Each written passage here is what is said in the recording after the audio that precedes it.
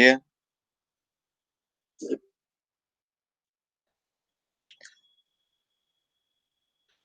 então, nossa aula hoje é sobre botânica, ok?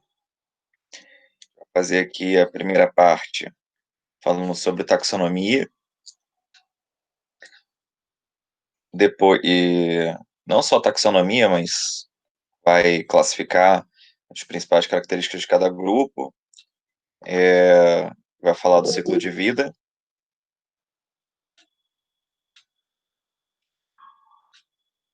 e é basicamente isso, tá? No final, um pouquinho fala um pouco de fruto também. E aí depois a gente entra em fisiologia, tá? Eu espero, se tudo der certo, se der tempo, a gente faz a histologia também, que é o que menos cai na prova, mas quando cai é a mais difícil. Então, seria interessante a gente trabalhar caso a gente consiga ter tempo, mas eu acho que com certeza, tá? Porque a gente já está no final do cronograma de Bio 2. Então, tenho quase certeza que a gente consegue fazer isso sim. Beleza? Então, Ô, vamos lá. Romulo, Diga, Tainá. a gente tá ligando a câmera em algumas aulas. A gente pode ligar? Por favor. Ótimo.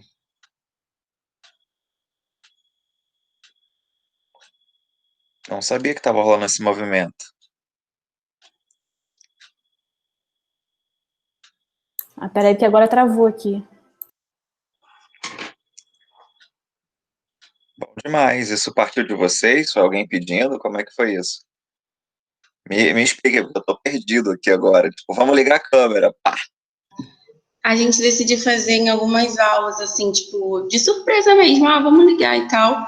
Aí a gente fez na aula da Jajá, do Alcides Ai, e gente, vocês não sabem o quanto isso é legal. não lembro. Isso é muito bom pra gente. Quase 5 meses sem ver vocês, é muita coisa. Era aquele momento do cafezinho ali, entre entrar na sala para começar a aula, para escrever no quadro. Enfim, uma pausa para pegar um café, uma água. Na hora do intervalo que a O gente café ficava não sai ali. daqui do ano. Pô, Nada mudou. café, não é? Era aquele bate-papo com a Lili ali na recepção, que era maravilhoso, sempre tinha as tretas na hora do intervalo, né? Sinto muita falta dessa parte. Que bom, legal, cara, adorei. Até me perdi aqui, ó. Muito bem, obrigado por esse momento. Até porque na hora que vocês fazem uma pergunta, é outro nível. Olhar, tipo, o semblante, ver se você tá entendendo. Às vezes a pessoa fala por educação, não, não, entendi. E na verdade você vê lá no rostinho da pessoa que não entendeu nada. Então, isso faz toda a diferença. Eu não sei, vocês já tiveram alguma aula com alguém? Eu acho que comigo já teve isso, né? Uma aula onde eu não estivesse com a câmera ligada. Vocês sentiram isso em algum momento, tipo, ou não? Pera, eu não entendi. Algum professor de vocês ministrou alguma aula sem a câmera? O Sim. Gustavo, ele não costuma ligar, não. E a Jajá às vezes não liga, é até meio estranho, né? Vocês têm essa sensação também de, tipo, de desconexão com a pessoa? Ou é tipo, Aham. não, faz muita Não, é diferença? pouca coisa. Não é tanto, É? não. Ai, que bom, cara, que não faz muita diferença pra você, porque pra mim eu sinto, assim. Mas eu já tô de boa também, até porque eu entendo. Eu tive uma conversa com um professor ontem e eu não tinha parado pra pensar nisso. Que tem pessoas que se sentem mal em ligar a câmera, né? Porque estão dentro de uma casa, às vezes, que divide um cômodo com outras pessoas, ah, ou, enfim, as pessoas se sentem constrangidas. Eu trabalho num colégio onde você tem a galera que tem muita dificuldade financeira, assim, e até de espaço mesmo para poder estudar, e tem a galera do outro lado, sabe? Tipo, aquela galera que enfim, tá no topo da pirâmide sabe assim? Então, aquela pessoa que está no topo da pirâmide se sente constrangida de ter que mostrar o ambiente dela, e a outra que não tem tantas condições também se sente. É uma parada bizarra. E aí a gente estava batendo esse papo, né, sobre a questão por que os alunos não ligam as câmeras. Isso no caso do colégio, né, que são crianças e tal, é um pouco mais difícil você ter esse tipo de conversa, né? Mas curti aí, valeu. Muito bem. Até que vocês conhecem o meu quarto aqui, né? É eu, meu quarto, já há 5 meses com vocês são super íntimas, né? Então, tudo de casa. Vamos lá. A gente vai falar de plantas hoje. Vocês curtem plantas? Bando de médica que não gosta de planta, né? Zero. Legal. Não, só gosta de ser humano, só gosta de cadáver, né? Essas coisas. Eu Muito gosto bem. de cuidar de plantinha. Agora de estudar plantinha não é muito meu forte, não. Não, né? É meio um negócio assim, meio Harry Potter, né? As mandrágoras lá e tal. Então, galera, da planta, isso, para quem gosta de planta, às vezes fala, cara, eu gosto de planta, eu cultivo e tal, mas estudar botânica a nível de ensino médio não é uma prática de como se cultivar plantas, até porque cada uma delas vão ter necessidades completamente diferentes. Então, você pode saber muito de botânica, eu tenho muitos colegas, inclusive, eu me coloco nessa posição, que a gente estuda e conhece muito a parte técnica, mas o cultivo em si é muito mais difícil. Então você conhece pessoas, eu conheço várias pessoas que não conhecem nada de biologia, mas mandam muito bem no cultivo de plantas. E então uma coisa não está atrelada à outra. Mas é muito legal se você souber as duas coisas. Se você souber o cultivo, o manejo, a parte prática, e souber a teoria também, né? O que complementa. Então, galera, antes de mais nada, a gente precisa entender quais são aqui os conceitos básicos dessa temática. Então, vamos lá. Olha só. Como é que eu classifico um indivíduo, um ser vivo, como parte do reino plantae? Características que incluem um ser vivo no reino plantae. E aí eu destaco para vocês aqui 8 características. Primeiro, ser eucarionte, né? Lembrando que ser eucarionte, vocês querem, além de eu estar vendo vocês participarem falando também, seria o áudio da minha vida hoje, né?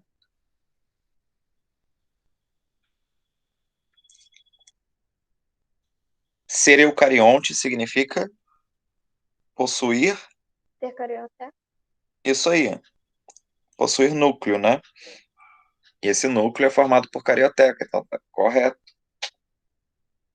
Então são indivíduos eucariontes. Além disso, são indivíduos pluricelulares. Lembram o que significa ser pluricelular? Muita gente confunde.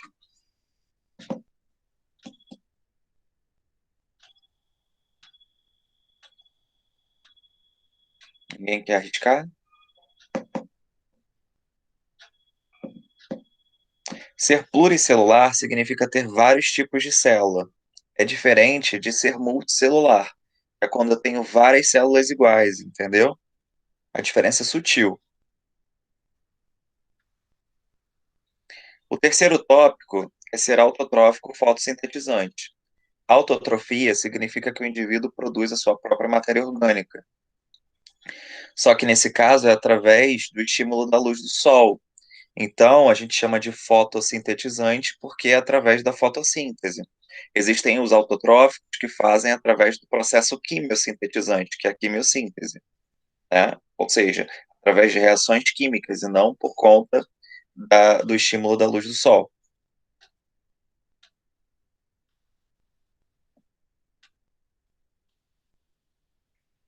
O quarto tópico, tá diminuindo um pouquinho aqui para mim, tá diminuindo para vocês também ou não? Tá Eu sim. diminui, Diminuiu ou tá no tamanho legal aí? Continua do mesmo jeito. Não, tá legal, mas tá menor do que tava. Mas tá dando pra ver. Tá, peraí que eu vou aumentar um pouco.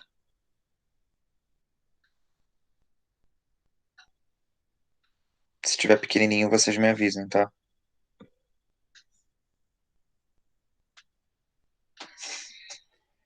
Bom, vamos lá então. Quarto tópico. Células contendo parede celular de celulose. E aí eu sempre, quando falo disso, eu entro no mesmo tópico com vocês. Quem são os caras que possuem parede celular e qual é a constituição bioquímica dessas paredes? Então, fazendo uma recapitulação com vocês, tá? Isso tem que estar na cabeça de vocês na hora que vier na hora da prova. Então, eu tenho plantas possuem parede celular, fungos possuem parede celular e bactérias possuem parede celular. Qual é a constituição bioquímica de cada um desses caras? Celulose na planta, quitina nos fungos, que também é um carboidrato, é um polissacarídeo, e em bactérias é uma mistura de proteína com carboidrato, que é o peptidoglicano. Esse termo eu já falei algumas vezes, inclusive na aula presencial eu coloquei o nome, mas se alguém não lembrar ou não souber escrever, avisa aí que eu ponho no chat. Ok? Quinto tópico. Organelas especiais. Se ele vai fazer fotossíntese, ele precisa disso. Primeiro, o cloroplasto, que é onde eu vou ter a clorofila, que é o pigmento, né, que vai permitir o processo fotossintético, e além disso, o vacúolo, né? Esses seres, eles não conseguem se locomover, né? Então as plantas ficam presas ao substrato, no caso, o solo. Então o vacúolo é a grande reserva hídrica da planta, ok? Então por isso a gente não tem. O animal, ele se locomove. Para que ele vai ter vacúolo se eu consigo ir até a fonte de água? Eu não preciso ocupar um pedaço da minha célula com uma organela extremamente grande, né, que ocupa muito espaço. Então, isso significaria perder a complexidade da célula.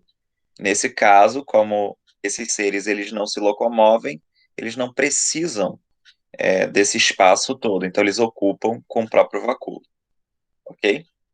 É óbvio, plantas que estão no ambiente com escassez de água tendem a ter vacúolos mais envolvidos do que aquelas plantas que estão no ambiente com muita disponibilidade de água, né?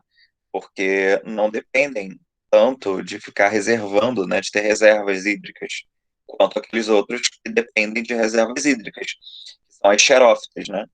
Xerófitas são grupos, é um grupo de planta,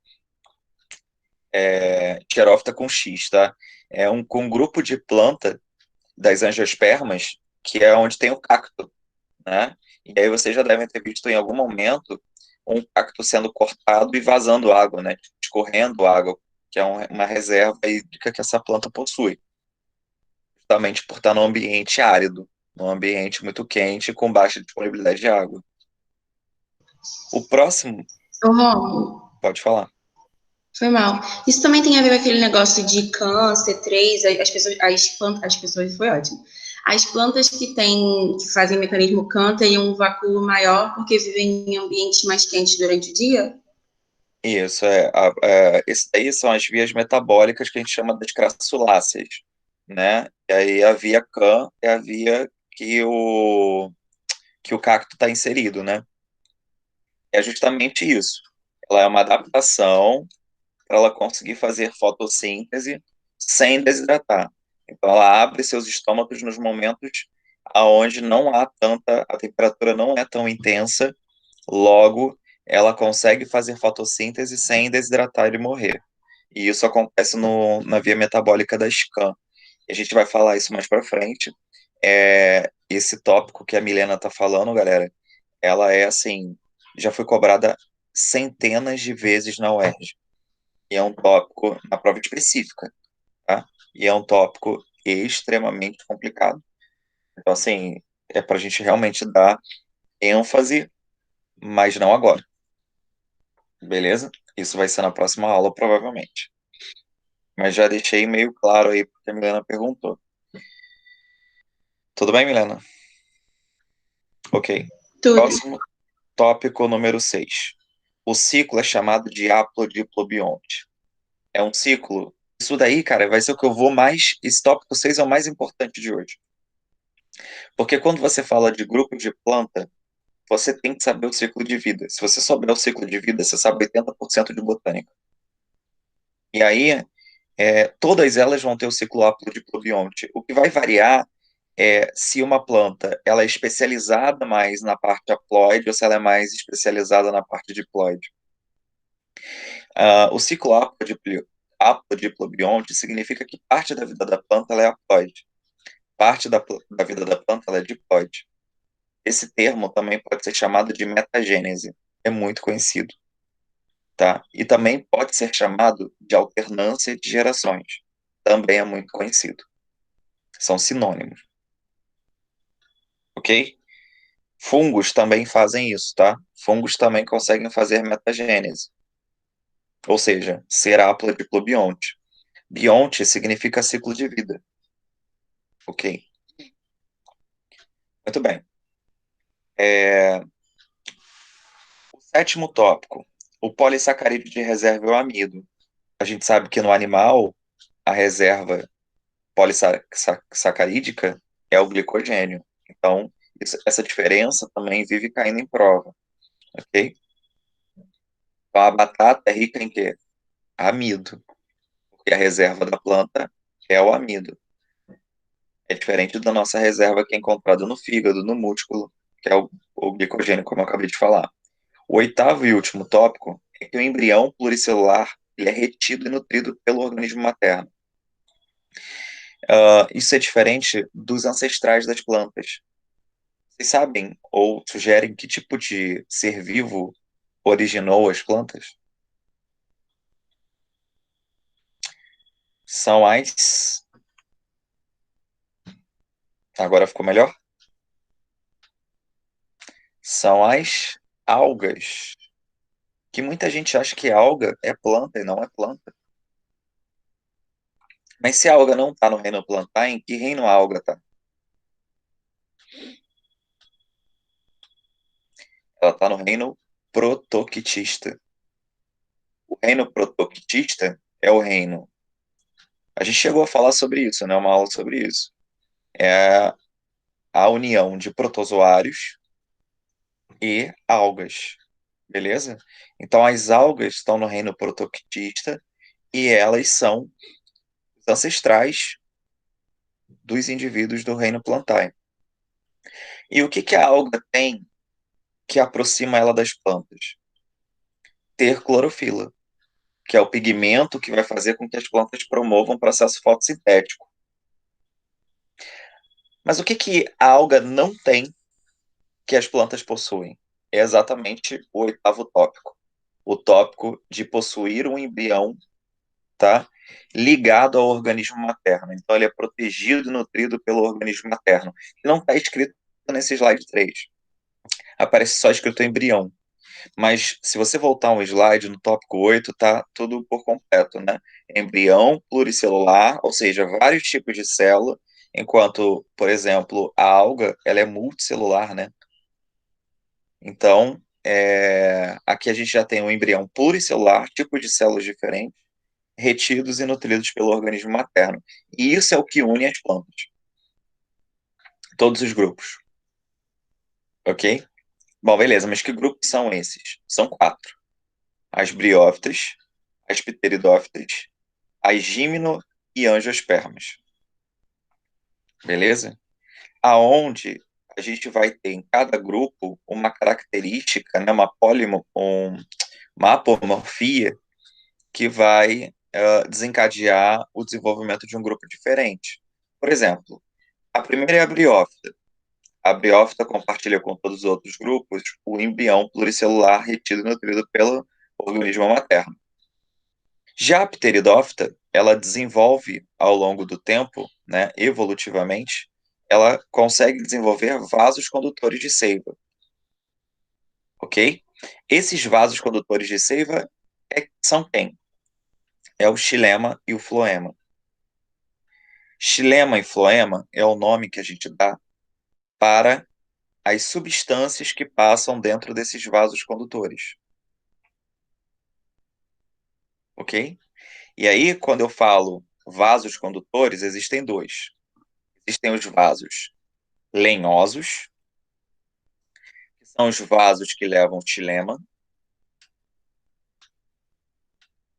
e eu tenho os vasos liberianos, que são aqueles que carregam o floema.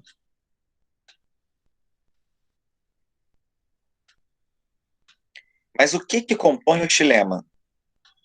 Água e sais minerais. Isso compõe o xilema. Então, de novo, os vasos lenhosos carregam o xilema, que são compostos por água e sais minerais. Do outro lado, eu tenho os vasos liberianos, que carregam o floema, que é composto por glicose. A água também, né? Mas glicosada, com glicose. Tinha uma música muito conhecidinha quando eu era adolescente, que era bom, bom, bom, bom. Tararã. Não sei se vocês conhecem. Eu não lembro a música, a letra original. Mas aí tem uma parodiazinha que eu sempre consigo, que eu sempre faço, que é assim, e o xilema sobe e o floema desce. Tararã. E, e por que eu tô falando isso? Porque na minha cabeça fica ligada à melodia da música, mas é interessante você saber que o sentido do movimento do xilema é sempre da raiz para o topo da árvore, para a copa da árvore. Então o xilema sempre sobe, o floema sempre desce. O xilema sobe por quê? Porque a maior parte da clorofila está onde, meninas? Estão nas folhas. Então, e as folhas estão lá em cima para quê? Para poder pegar sol e fazer fotossíntese. Então é lá que vai rolar a fotossíntese. A transformação do xilema, que é a seiva bruta, em uma seiva elaborada, que é o floema. Então a seiva bruta é o xilema, a seiva elaborada é o floema. Sendo que essa seiva bruta é carregada pelos vasos lenhosos e a seiva bruta, né, carregada pelos vasos lenhosos, e a seiva elaborada é pelos vasos liberianos.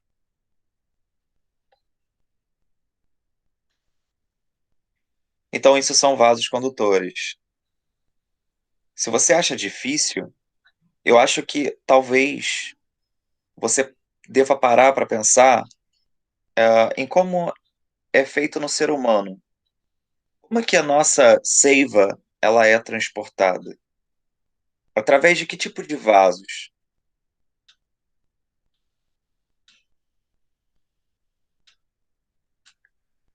Ela é transportada através de artérias e veias. A nossa seiva. Quem é a nossa seiva? O sangue. Mas existem dois tipos de sangue, né? O sangue venoso e o sangue arterial. Quem é que carrega cada uma delas? Aí vai depender, né? Vai depender de qual lugar que você está no sistema circulatório. Então é um pouco mais complexo do que no caso da planta. Mas aqui não é tão complexo, não depende de nada, né? O xilema leva seiva bruta, o floema leva seiva elaborada, e é isso. E vocês têm que saber que uma é formada por vasos lenhosos e outra por vasos liberianos, acabou. Agora, para que serve os vasos sanguíneos no corpo humano? É para levar oxigênio? É para levar nutrientes para outras partes do corpo? Sim. Então, para que serve vasos condutores na planta? A mesma coisa. Para levar oxigenação, para levar nutrientes, serve para isso, para outras partes do corpo da planta. E aí vem o bizu, galera. Uma planta, ela só vai ter vasos condutores, né, quando ela tiver também partes diferentes do corpo. Ou seja, é só a parte de pteridófita que você vai ver raiz, caule e folha. Porque em briófita não tem vasos condutores. Se não tem vasos condutores, não existem outras partes do corpo. Porque os vasos condutores servem para isso, para levar coisas para outras partes. Se não tem outras partes, não tem por que ter vasos condutores. Então, os vasos condutores, eles limitam o crescimento de um animal. Eu vou dar um exemplo agora para a zoologia. Por exemplo, um animal que não tem vasos sanguíneos, qual é a consequência anatômica desse animal? O que limita a ele? É o tamanho. Então, se eu pego um inseto, antigamente, na década de 80 e 90, você via muito, eu acho que eu falei isso com vocês, vocês viam muito, eu via, por exemplo, né? Muito filme de inseto gigante invadindo a cidade, os filmes de terror tosco lá. Por que que os caras faziam isso? Porque eles pegavam a anatomia de um animal pequeno e ficava fingindo como se esse animal pudesse ser muito grandão, né?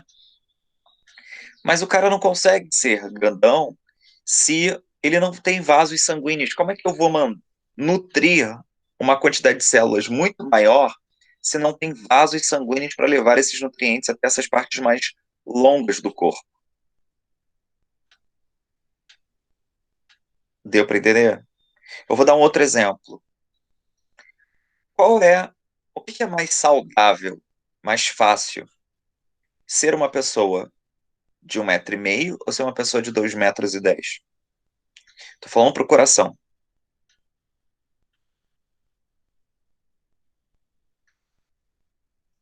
É mais fácil 1,5 m. ser isso aí, ser uma pessoa de 1,5 m. Pessoas mais altas costumam viver menos. Se você não acredita nisso, pensa nos cachorros. Pensa nas raças dos cachorros. É, quem são os cachorros que vivem mais, que têm maior tempo de vida? São os cachorros de grande porte ou de pequeno porte? São os de pequeno porte. Porque o coração trabalha menos, tem que bombear menos. Então a chance de dar algum problema é menor. Aí você vai falar assim, mas o rato vive pouco, ele é pequeno. Porque a estratégia do rato é de ter um altíssimo metabolismo. Então, eu não estou dizendo que todo mundo que é pequeno vive horrores. Não é isso que eu disse.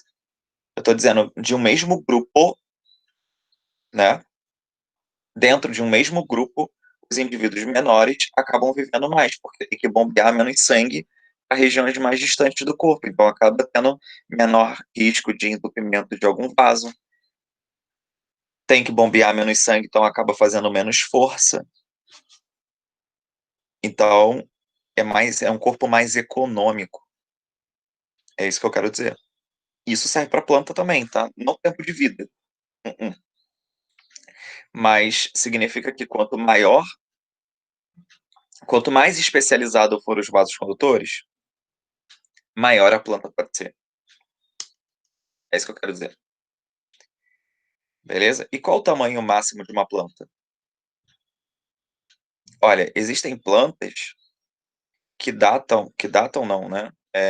Que alcançam aí cerca de 150 metros de altura. São aquelas florestas que tem na América do Norte, que eu vou falar mais para frente.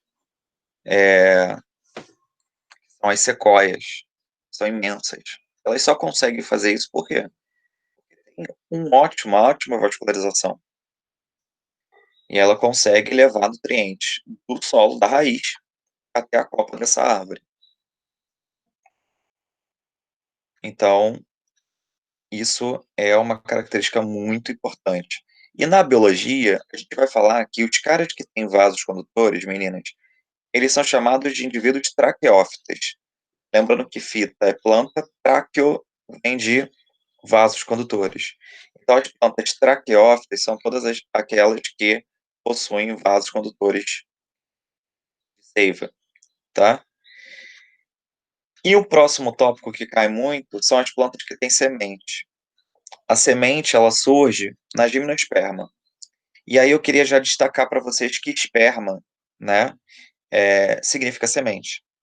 E aí quando eu falo espermatozoide na parte de biologia 1, eu estou falando de uma célula que sirva como semente. Então, o espermatozoide veio da botânica, o termo esperma, porque esperma nada mais é do que a semente, e aí tem aquela historinha da sementinha que é plantada na mamãe, vem por conta do termo esperma. E aí aqui eu tenho a gimnosperma e a angiosperma, porque são as duas que têm semente. A diferença é que na gimnosperma eu não tenho um fruto que recubra essa semente, é uma semente nua. Enquanto na angiosperma eu tenho um fruto que recobre a semente. Então a semente está na parte interna do fruto. Mas ambas são plantas que a gente vai chamar de espermatófita. Ok? Então a angiosperma tem flor e fruto. Eu vou abrir um adendo aqui. A gimnosperma, ela não tem fruto, tá? Mas ela tem uma pseudoflor. E a gente vai falar sobre essa pseudoflor mais para frente. Mas o que é uma pseudoflor? É uma flor falsa, né? Então, mais para frente eu vou mostrar que já existe uma flor, mas ela é uma flor, como eu disse, uma falsa flor, e depois na angiosperma a gente vai ter uma verdadeira flor. Eu vou dizer para vocês o que é uma verdadeira flor e o que seria uma falsa flor. Mas antes, a gente precisa passar pela nomenclatura botânica. E a nomenclatura botânica, ela é importante para quando você estiver fazendo questões.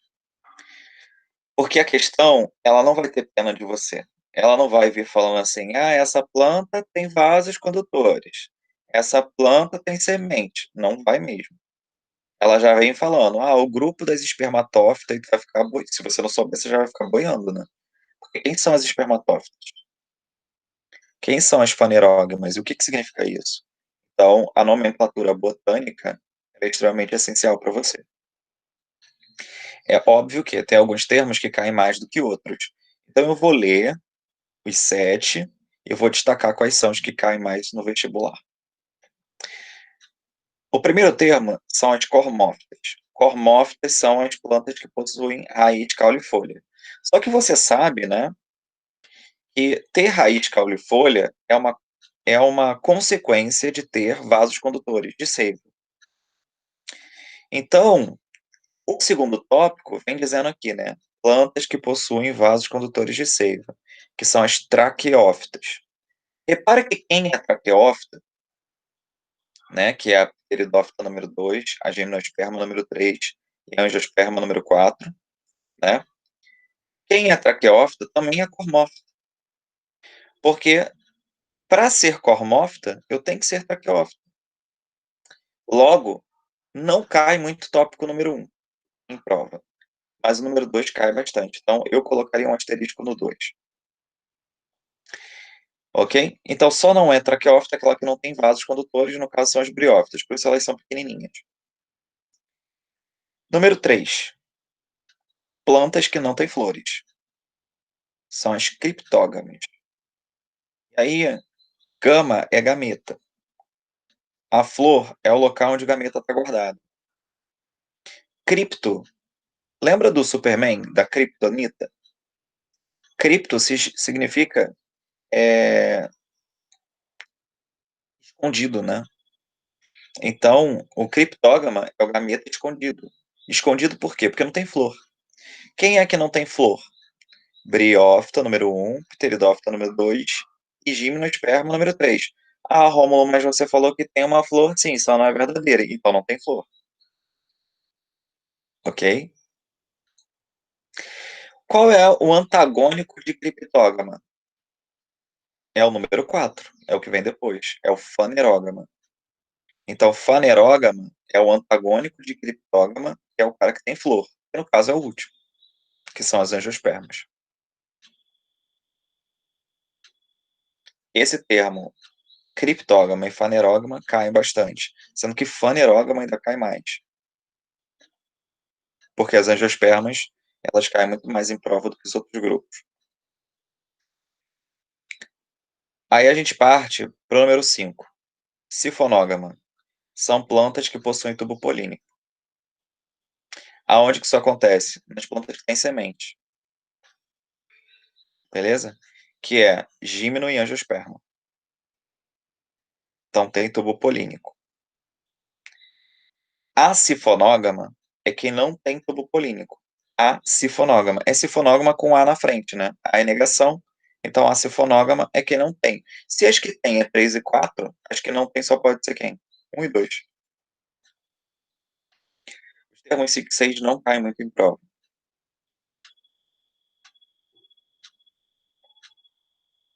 Mas faz parte da nomenclatura botânica do ensino médio.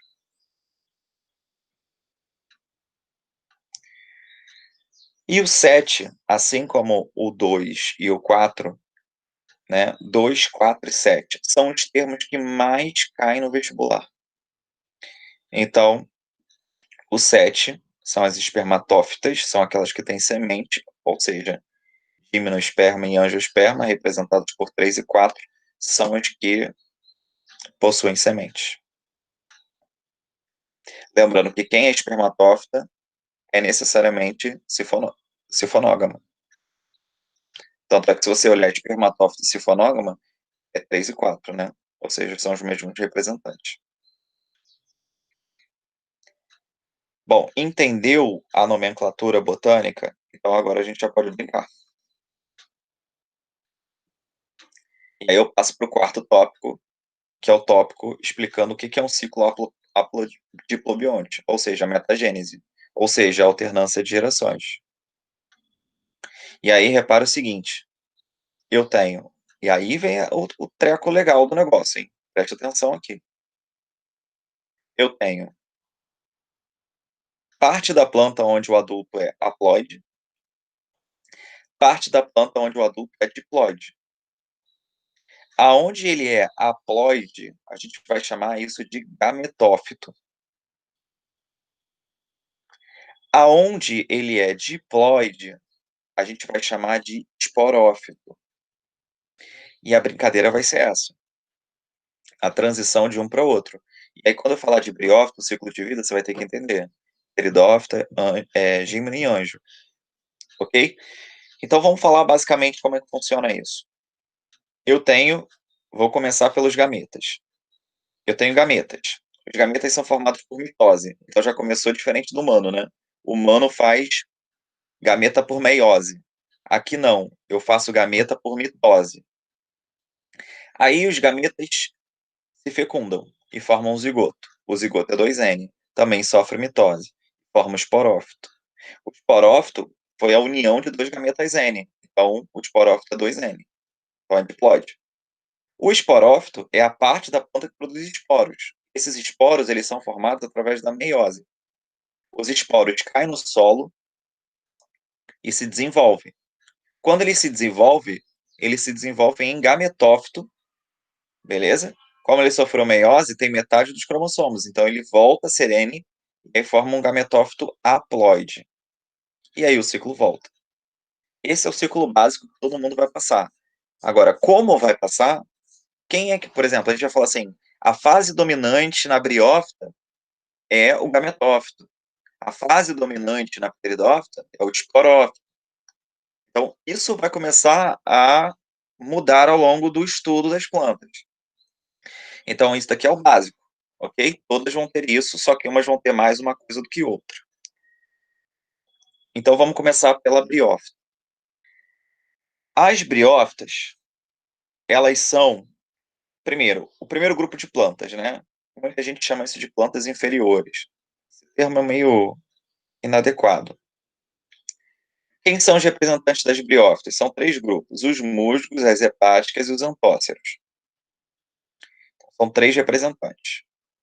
Mas quem é que mais cai no vestibular? A que está em maior quantidade no planeta, que são os musgos. Ok? Tem uma representação didática aqui dos dois tipos, de musgo e antócero.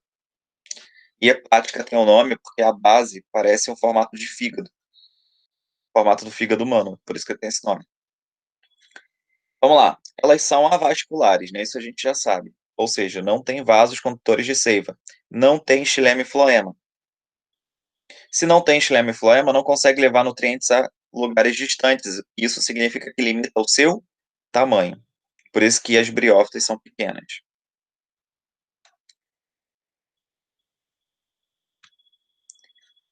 Bom, aí vem aqui uma série de características do filo, né? Dos grupos que estão dentro da briófita. Eu não vou me atentar a isso daqui. Tá no material, tá para vocês, mas isso não cai em prova, então eu não vou me atentar a isso. Pelo menos não cai na prova a nosso nível. Nos vestibulares específicos, por exemplo, do Rio Grande do Sul, isso costuma cair. Mas como não é o nosso foco, eu não vou me atentar a essa parte, tá? Então ele fala um pouquinho sobre o hepatófita, sobre o anthocerófita, características do tipo, aqui só tem um cloroplasto por célula, tá? E o briófita. Isso é uma coisa interessante que eu queria falar.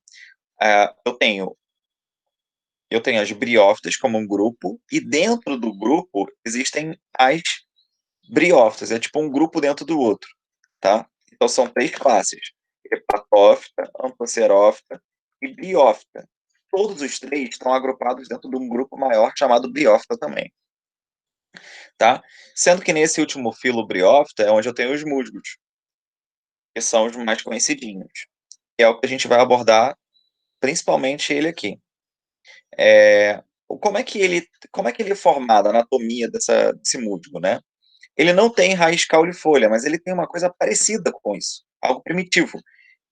Algo primitivo à raiz, que é chamado de rizoide, algo primitivo ao caule, que é chamado de cauloide, e algo primitivo à folha, que é chamado de filóide. Não é foloide, não, por favor, tá? Filóide. E a fisiologia do rizoide, cauloide e filóide é análoga à raiz, caule e folha. Então, rizoide, fixação e absorção, igual a raiz. Cauloide, absorção e sustentação, igual ao caule. E filóide, fotossíntese e trocas gasosas, como se fosse folha.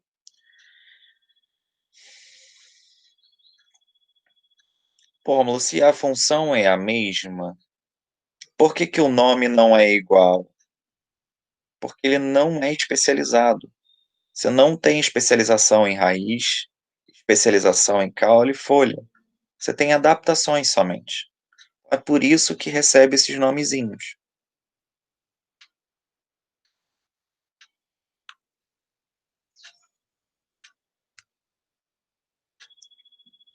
Bom, essas plantas, elas não possuem uma cutícula gordurosa em cima dos filóides.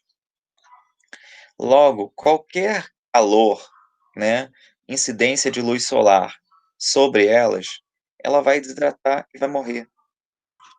Então não é igual às folhas. As folhas têm cutícula, né, que essa proteção é tipo uma capinha de celular, né, uma membraninha que fica por cima protegendo. Elas não têm. Então, se elas não têm, elas são muito sensíveis a isso. Por isso, elas são plantas de hábitats úmidos e sombreados.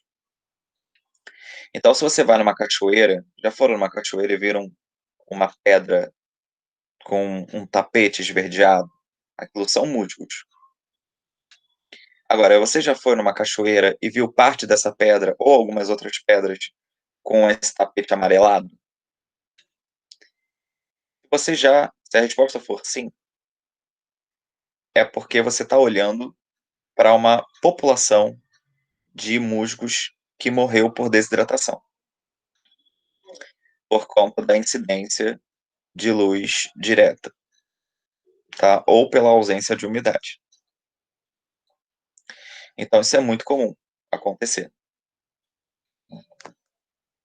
Beleza? E elas costumam a formar tapetes, né? Porque elas se reproduzem quando elas estão, a água bate em cima delas e joga, né, os seus gametinhas nas coleguinhas que estão próximas. A água bate e respinga. Então, por isso que elas formam tapetes, porque elas não criam um indivíduo aqui e um lá do outro lado. Elas ficam sempre muito próximas.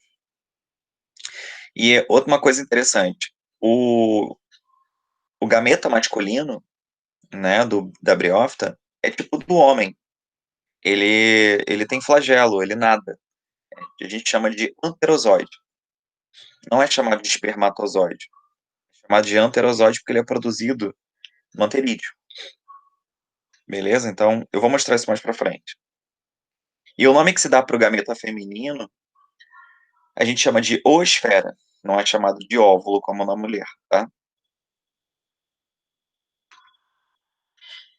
Muito bem. Aí a gente vai para o slide mais importante de briófitos. E aí é o seguinte. Se você vai entender pteridófito ou não, o ciclo de vida da pteridófita, eu digo que pelo menos 50% de chance de você entender o ciclo da pteridófita é se você tiver entendido o ciclo da briófita. Então existe um grau de dependência. E se vocês querem ter um caderno muito bem feito em relação à botânica, vocês precisam desenhar. E esse desenho desse slide número 12 é o primeiro que tem que constar no seu caderno. Provavelmente você não vai conseguir, provavelmente não, você não vai conseguir fazer isso agora. Mas se eu fosse você, eu deixaria um espaço ou para você imprimir e colar isso no caderno, ou para você fazer isso no caderno depois. Só assim você vai conseguir entender isso de verdade.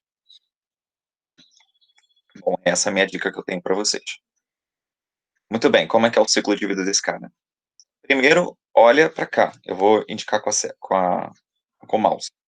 Olha para isso aqui. Isso aqui é o quê? É o musgo. Aí agora começa a brincadeira. O musgo, você já viu, rizoide, cauloide, filóide. Isso é anatomicamente. Fisiologicamente, como esse cara é separado? Em gametófito e esporófito. O gametófito, ele é composto pelo rizoide e pelo cauloide. Tem o filóide também, tá? E o esporófito é o que parte dele. Esse cabinho que começa no pé, com essa haste e com uma cápsula na ponta. Isso é o esporófito. Tudo isso aqui, indicado pelas três setas, pelo somatório das três, é o esporófito, que é do diploide. E o gametófito é haploide. Beleza? Ah, outra coisa. Aqui é um gametófito feminino. Por que é um gametófito feminino? Porque o esporófito só nasce a partir da mãe. É tipo assim, quem é que tem filho, homem ou mulher? Mulher, né? Então aqui só tem esporófito, que é o filho, quem for feminino. Quem for masculino não tem isso. Ok? Muito bem. A cápsula, dentro dessa cápsula rola a meiose. E aí se formam os esporos.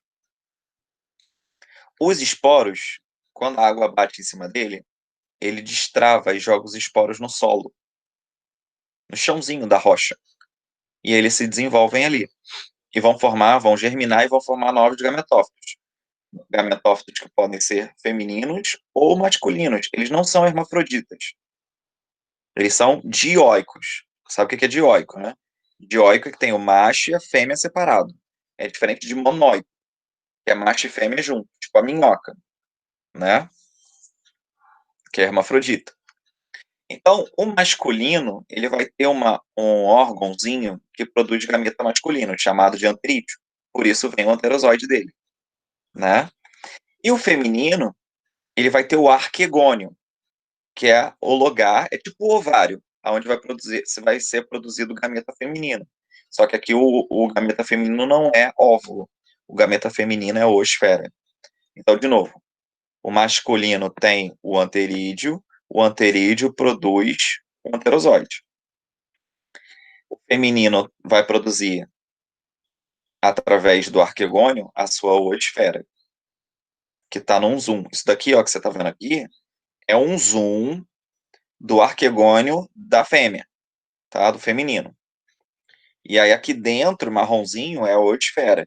O que acontece para o gameta masculino chegar até lá, já que eles não estão grudados?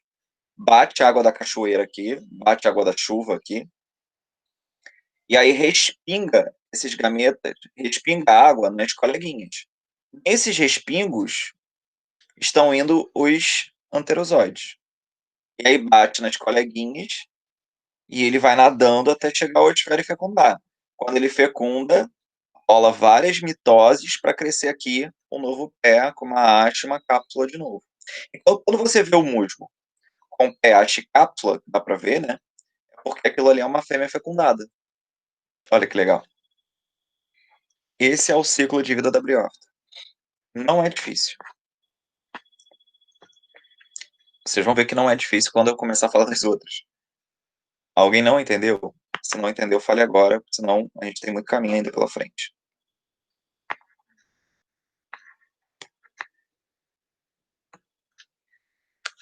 Muito bem. Então, observações. Aqui, esse slide não tem nada de novo. É só uma recapitulação para ver se você entendeu. Primeira coisa, o esporófito, ele é aclorofilado e depende do gametófito. Olha só para cá, voltei. O esporófito é aclorofilado, ou seja, ele não é verde, ele não faz fotossíntese, ok? Então ele depende da energia de quem? Do gametófito. Depois que libera os esporos, o esporófito morre, degenera-se. Então depois que ele foi ali e jogou os esporozinhos para fora, esse esporófito vai morrer. Então, quem é que fica? O gametófito. O gametófito, ele vai vivendo, tá? O esporófito, ele nasce, põe esporos e morre. Então, quem é a fase dominante do ciclo de vida da briófita? É o gametófito ou o esporófito?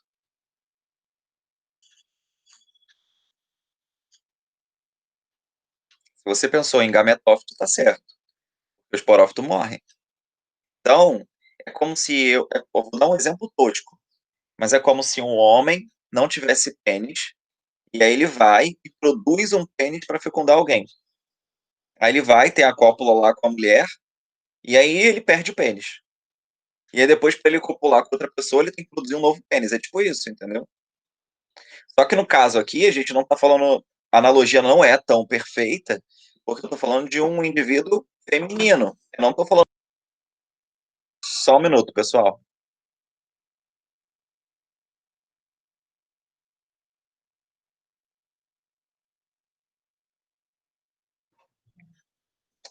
Foi mal, gente. Então, a analogia não é perfeita, porque no caso é uma mulher que eu tô tentando fazer analogia para ficar mais fácil para a cabecinha de vocês. É tipo uma mulher, ela tem uma criança, a criança vai ter um objetivo, sai do corpo e depois ela tem que fazer tudo de novo. Então, a parte que é dominante é o gametófito, não o esporófito, beleza? Terceiro tópico, o esporófito sempre está presente sobre o gametófito feminino. Não existe esporófito no gametófito masculino, porque ele não carrega o filho, ele não produz essa parte. Então tem uma tabelinha mostrando gametófito haploide, esporófito diploide, gametófito sexuado, esporófito assexuado, gametófito clorofilado, esporófito aclorofilado, e o gametófito é a fase duradoura e o esporófito é a fase temporária. Importância da briófita. Primeiro, eles são os pioneiros da sucessão ecológica, então eles estão presentes em uma ecese. Não sei se vocês lembram isso da aula de ecologia. O nome que se dá para a espécie, para a primeira etapa da sucessão ecológica é a ecese, e é onde eu tenho os pioneiros. Pioneiros é aquele cara que vai estar no ambiente inóspito, né? Um ambiente que não tem ninguém. Eles são bioindicadores de qualidade do ar e do solo. O que é um bioindicador? É uma espécie extremamente sensível. Então, você não vai ter briófito num ambiente poluído. Tá? Então, lugar que não tem um bom ar, não tem um bom solo, não vai encontrar. Você não vai encontrar esse tipo de cara. Ok? Então, você vai na região urbana, por exemplo, eu tenho feito um monte de trilha. Vai na região urbana, vai fazer umas trilhas para você ver. Aí você chega no lugar e vê várias rochas. Você vê várias rochas que não tem briófita. Ah, mas que estranho, tá cheio de planta, tá cheio de angiosperma, tá cheio de gimnosperma, mas não tem briófita. É, porque a qualidade do ar não é boa. E a qualidade do solo não é boa. Então, eles são bioindicadores. Se você for para algum lugar, região serrana, geralmente, tem qualidades de ar melhores do que a de locais urbanizados. Então, nesse ponto, a gente vai encontrar muitas, muitas rochas, né, que viram tapetes completos, né, de briófitas. Isso é muito bacana. É igual o líquen. Não sei se vocês já viram o líquen. No Rio de Janeiro é muito difícil você ver líquen. É associação de alga e fungo, né, mutualismo. Se você for para a serra, você já consegue ver mais nas rochas e nas árvores. E isso significa o quê? Estou respirando o ar mais puro. Estou respirando o ar com maior qualidade de, enfim, com menor taxa de poluição. Ok? Terceiro ponto, criam microhábitats para várias espécies de micro-organismos. Então, tem vários insetos que vivem ali, né? É um microecossistema. Por fim, são organismos produtores das cadeias alimentares. Então, a base da cadeia alimentar começa aí. Então, a gente depende deles. Bom, acabou o briófita, vamos para o segundo estágio, que é o estágio das pteridófitas. As pteridófitas, elas são representadas pelas samambaias e pelas avencas. Tem uma foto aqui da samambaia, muito conhecida, e da avenca, que é embaixo, que também é conhecida, mas nem sempre as pessoas sabem qual é a carinha da avenca. Então, a avenca geralmente é colocada em casa aí pelas pessoas para trazer sorte, para trazer dinheiro também, tá? Então, existe aí uma cultura do que representa a planta, ok? O que a pteridófita tem de legal? Elas possuem vasos condutores, né? Coisas que as briófitas não tinham. Então, ela tem xilema e filame. É por isso que essa mamba é imensa. É por isso que elas conseguem ser muito maiores do que as briófitas. Então, aqui eu tenho raiz, caule e folha. Não é a raiz, caule e folha que você gostaria, imaginaria ter. Mas é uma raiz, caule e folha. A gente vai ver como é que funciona. Ah, outra coisa. Elas são menos dependentes. Conforme você vai crescendo aí, né? Avançando, briófita, pteridófita, gímeo e anjo, elas vão dependendo menos da água. Então vocês vão ver no ciclo reprodutivo que a água já não é tão dependente quanto era antes. Como é que uma briófita se reproduzia?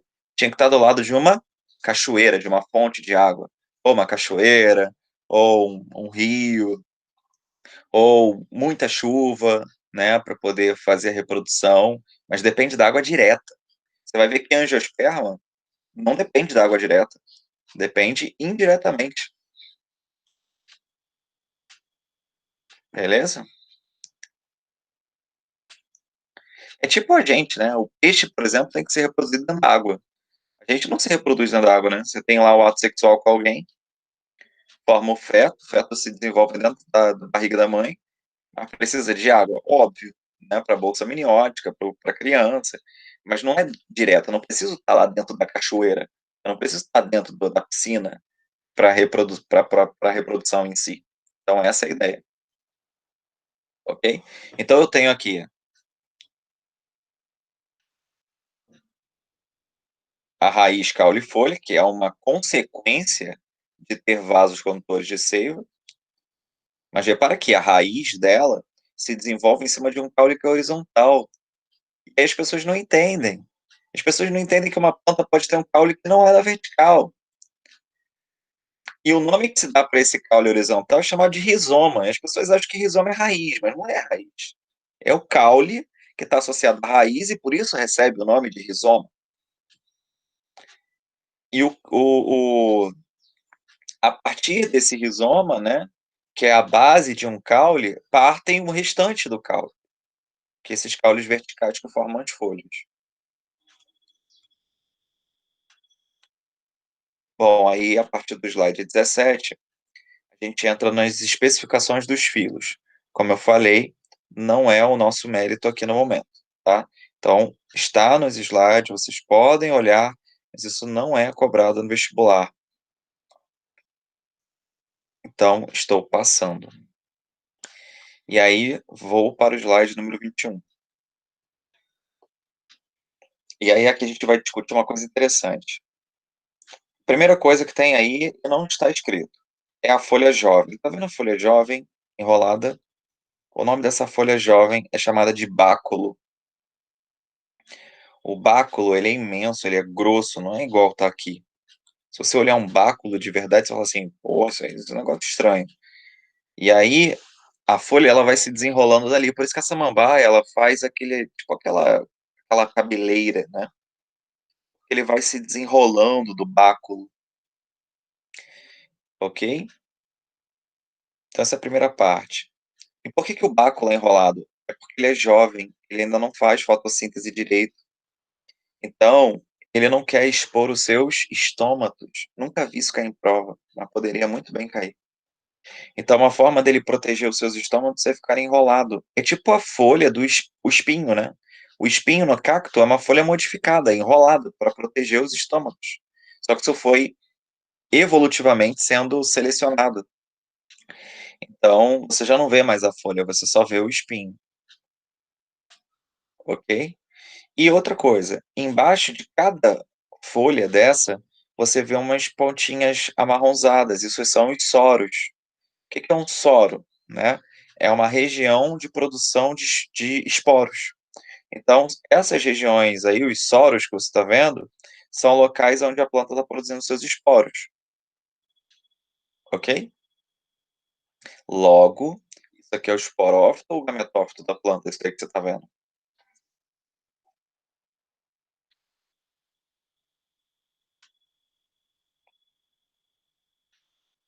Se a folha está evidente, os soros em cima dela, e os soros são os locais onde eu produzo esporos, então isso tudo que você está vendo é o esporófito.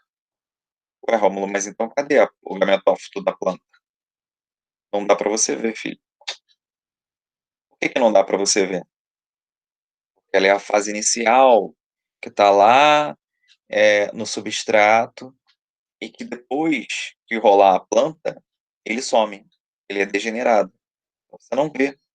Logo, a fase duradoura aqui não é mais o gametófito. A fase duradoura aqui é o esporófito, que é a fase que você vê. E eu vou já dar o bizu. A partir de agora, todas as outras plantas também vão ter o esporófito como fase dominante. Ou seja, só briófita tem o gametófito como fase dominante. Todas as outras vão ter o esporófito como fase duradouro, né? Dominante. Beleza? Então, vamos para o ciclo de vida, que é a parte mais louca aqui, tá?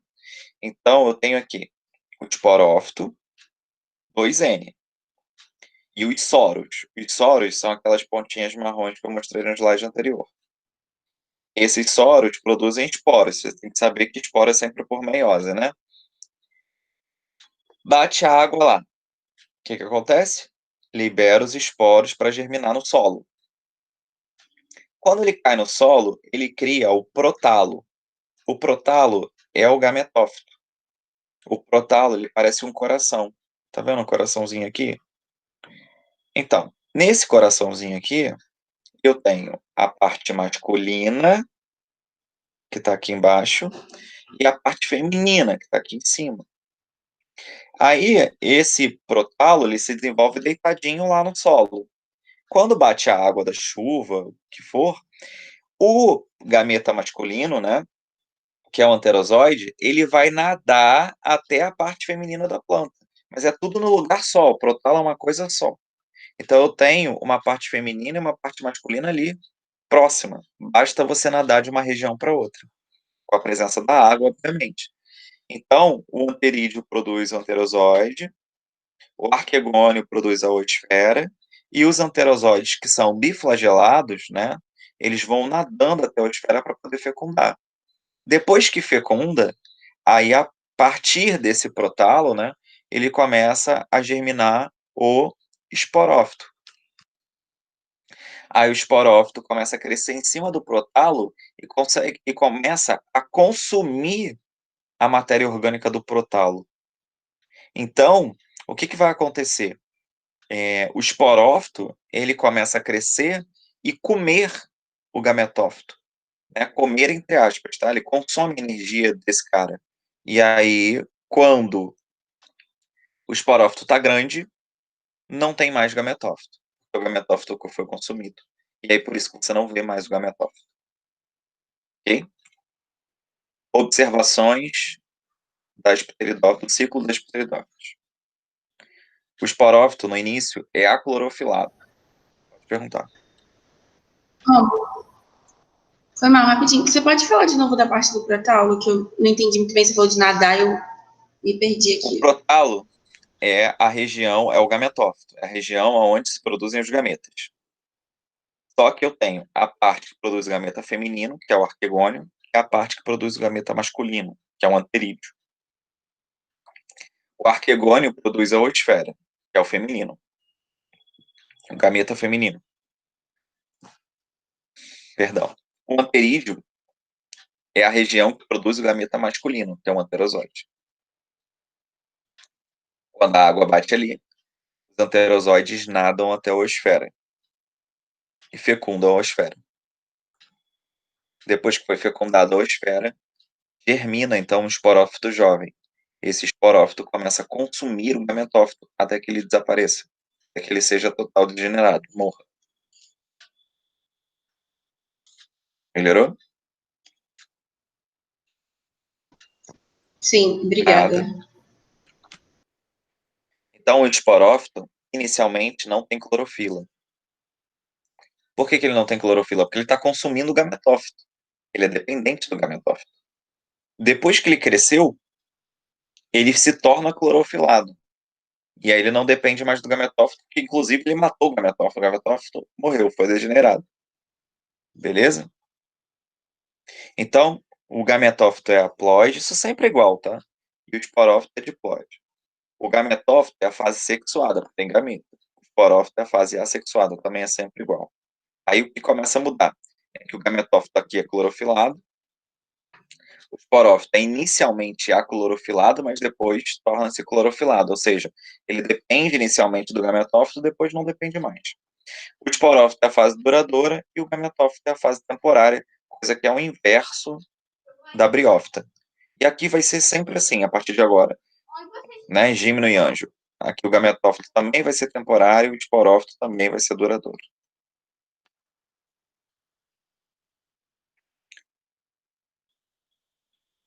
Importância das pteridófitas. Ele também é produtor das cadeias alimentares, na verdade todos são, né, porque fazem fotossíntese.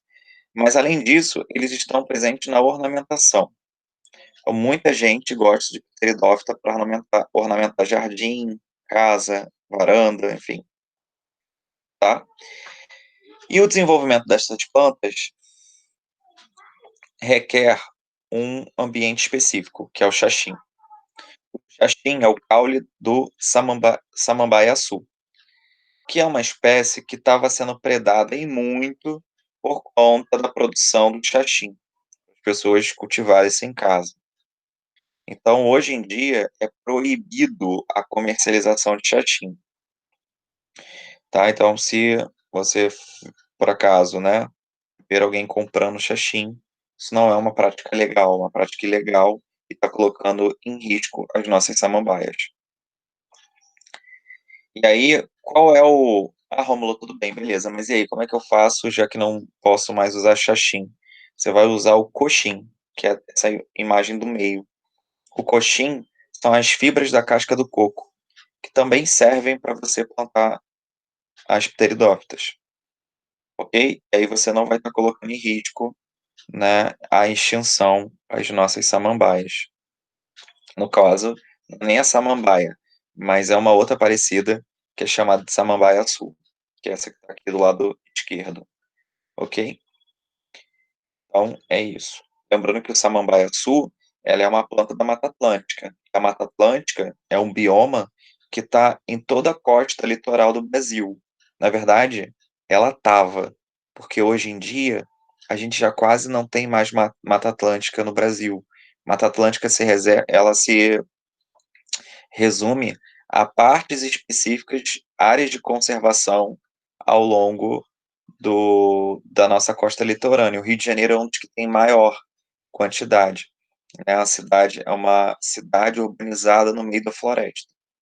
Por isso que a gente encontra uma quantidade absurda de trilhas e a Floresta de Tijuca é uma das maiores florestas de cidades, de metrópoles no mundo inteiro. Então é extremamente importante a gente conservar essa floresta, porque ela está em mais ou menos 10% da totalidade que ela já foi um dia. ok? E o samambaia-sul, ele já é uma espécie onde a gente quase não encontra mais. Então, mesmo que você faça essas trilhas pelo Rio de Janeiro, vai ser muito difícil você encontrar um samambaia-sul, porque ele já está no quadro de risco de extinção. Uma vez dito isso, acabou o que a gente tinha para falar sobre pteridófilo. A gente parte, então, para a gimnosperma.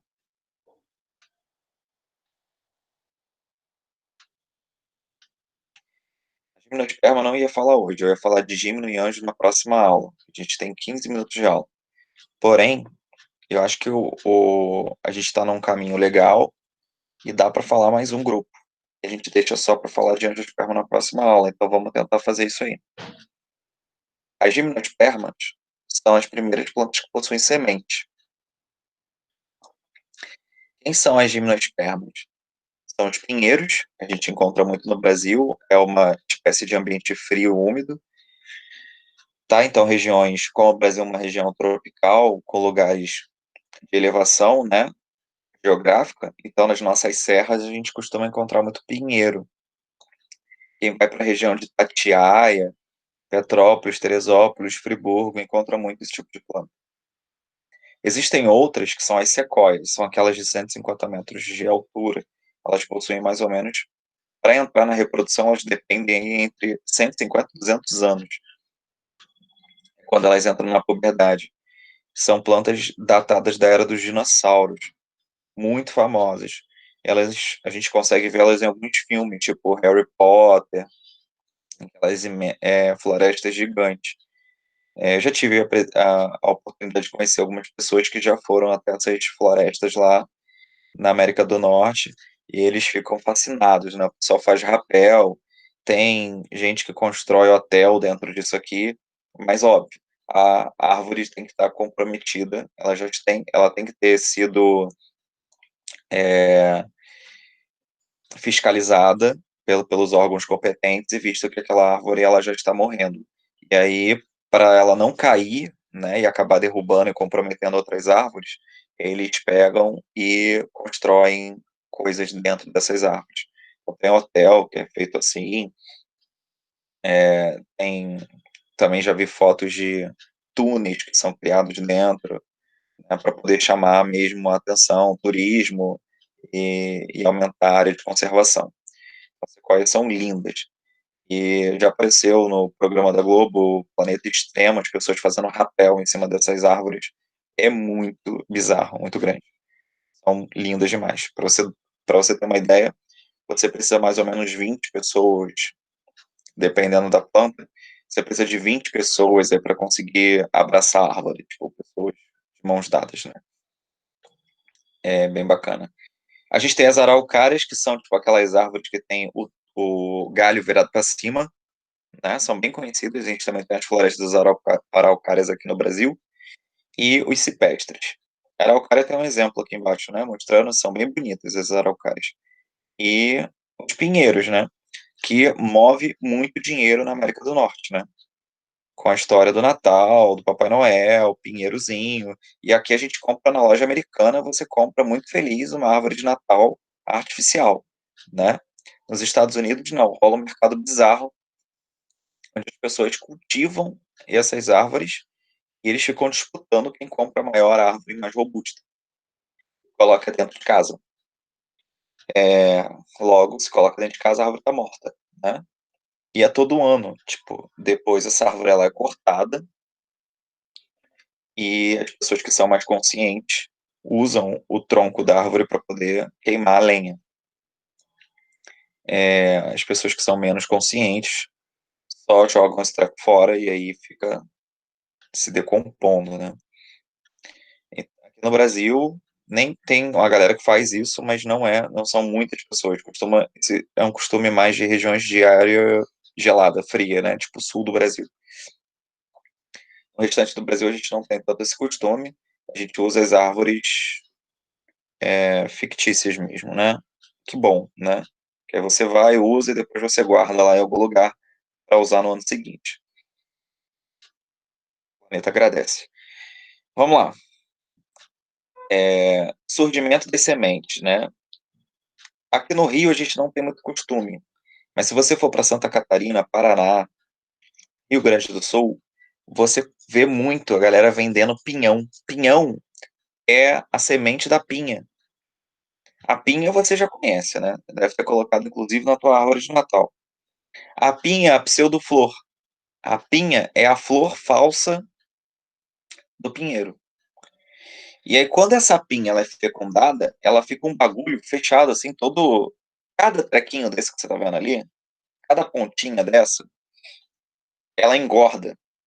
E aí ela vira o pinhão. O pinhão nada mais é do que uma pinha fecundada. Então a pinha, ela fica vários pinhões. Cada pinhãozinho desse que você tá vendo aqui é um trequinho desse que tá na pinha. E aí depois ele foi esfarelado, ele foi virando, né, você vai desfazendo ele. Isso é a semente. E tem a sua reserva energética, né, gordurosa. Então ela é altamente energética. Lá no frio, galera, se você compra lá R$ 5 um saco com 1 quilo de pinhão.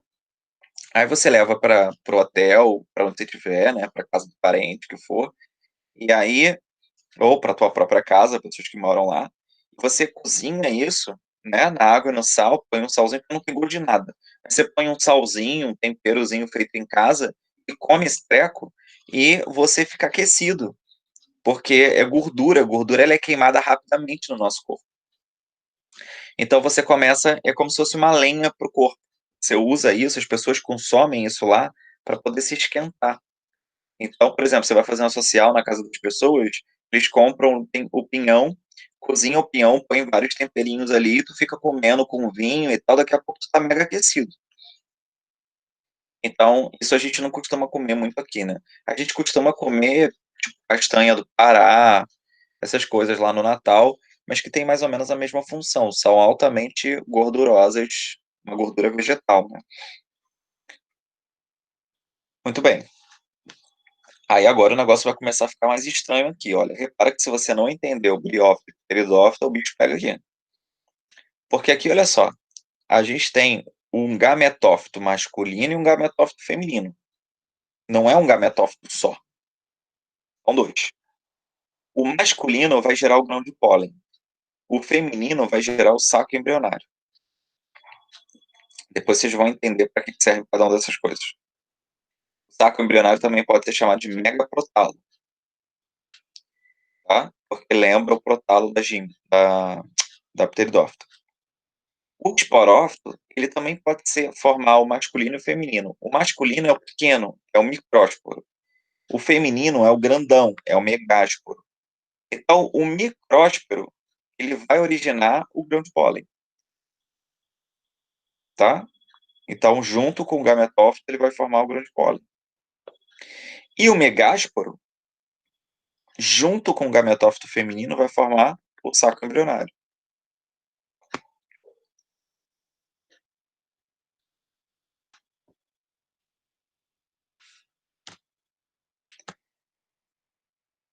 A polinização, nesse caso, se dá através do vento, não é sobre inseto. Você não tem fruto. Você não tem fruto, os animais não são atraídos. Então você não tem polinização por animais.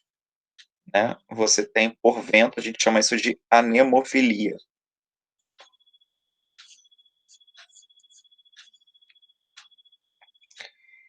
Depois eu vou falar como é que é isso. Agora vamos ao ciclo de vida, como tem o masculino e o feminino, eu vou falar por partes. Então, o gametófito feminino, masculino. Você tem lá tipo um pepino gigante, que é o local lá onde produz, que a gente chama de microesporângio, e ele vai produzir as suas células, chamadas de microesporócitos. Os microesporócitos, eles sofrem meiose e vão produzir os micrósporos. Se é meiose, transforma o Q2N em N. Então, os micrósporos, eles são N. Esses micrósporos vão gerar o grão de pólen. Então, esse aqui, ó, é um grão de pólen. Vou passar com o mouse. Isso é um grão de pólen alado. É o vento que faz a dispersão, então ele tem essas asas. O que eu tenho aqui dentro? Uma célula generativa, células protaliais, as asas e a célula do tubo polínico. Então, a célula do tubo polínico vai formar o tubo polínico quando chegar lá na parte feminina, para levar os gametas. As células protoliais, né? Elas vão se desenvolver para poder ajudar o crescimento desse tubo. E a célula generativa vai formar uma célula estéril, porque seria a célula que formaria o fruto, mas esse grupo não tem fruto, então ela vai formar uma célula estéril. Você vai ver que na angiosperma, essa célula estéril não vai ser estéril. Você vai ter duas células espermáticas nas angiospermas. Aqui na gímeno, você tem uma espermática e uma estéril, porque não tem fruto. E essa segunda aqui seria para formar o fruto e não forma. Vai formar no próximo grupo. Então é igual em gímeno, eu já estou adiantando o anjo um pouquinho, porque tem essa diferença. Então aqui em gímeno tem uma célula espermática, tá? E aí essa célula espermática depois ela vai ser levada até a parte feminina. Na parte feminina, a gente tem esse treco aqui, ó, que é o megagametófito. O que é o megagametófito? É um traquinho daquele da pinha. A pinha não tem vários traquinhos? Vai virar pinhão? Cada traquinho daquela pontinha, é um megagametófito. Dentro do megagametófito, você vai ter o arquegônio, que é o local onde produz a ooesfera, e a ooesfera. Ok? O que acontece lá dentro da pinha? Você vai ter a meiose. Então, a meiose, ela vai pegar essa estrutura e dividir em 4. Aonde uma vai ser o megásporo funcional, ou seja, o gameta funcional, né?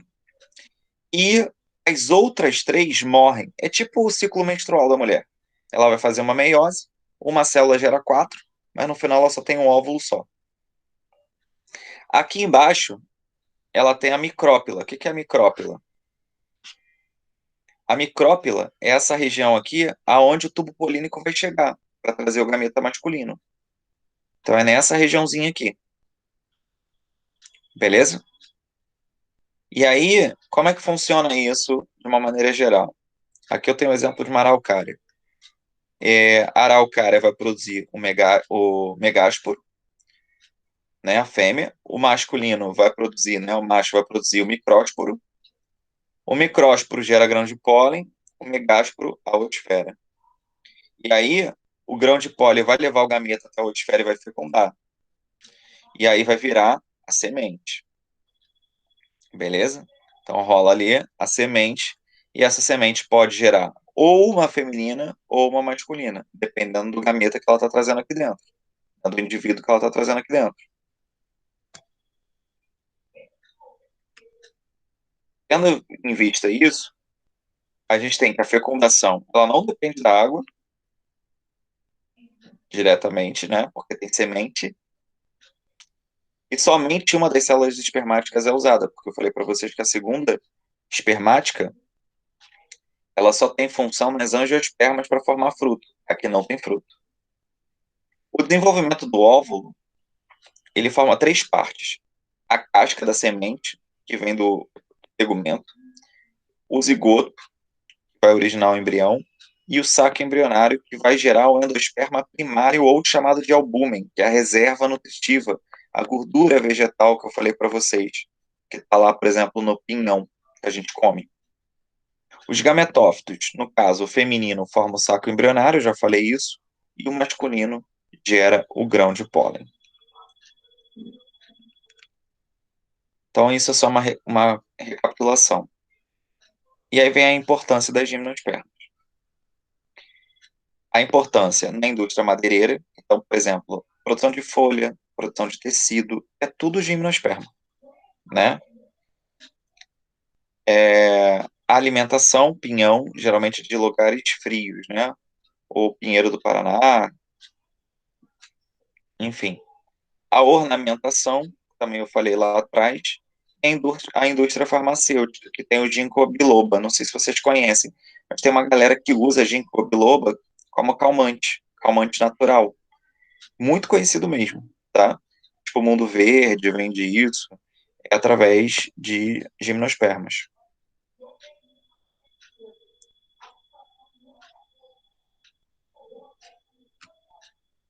Bom, aqui tem os filos, tá? Não vou entrar no quesito dos filos. E aí a gente entraria em angiosperma, que é o grupo mais complexo. E esse grupo eu vou deixar para falar com vocês na próxima aula. Se ficaram com alguma dúvida, pode perguntar.